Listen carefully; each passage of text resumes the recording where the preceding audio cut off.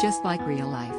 Although I know that fans hope their Chicago PD characters, Ruzek and Burgess, respectively, will end up together, they're both happy with the way the relationship is developing. I feel like they have an incredible adult relationship. Adult relationships are not what you see in movies, it's not what you read it's a little more complicated than that.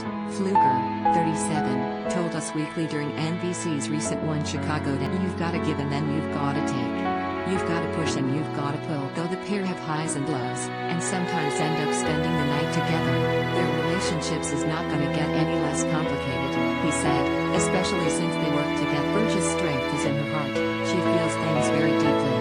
Ruzek's strength is in his conviction, and those things don't always necessarily match up.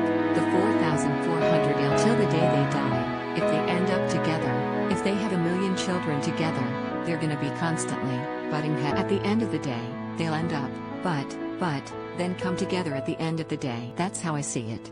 During the February 3rd episode, Burgess decided to foster a little girl that she met on a case, and Ruzek wasn't sure that it was a good idea, especially after they went through a pregnancy loss earlier in the. Though they both believed that the trauma brought them closer together, they did not agree on whether that is a good thing. She's like, no, it's not real. I tend to believe my character's point of view. I think it's not real.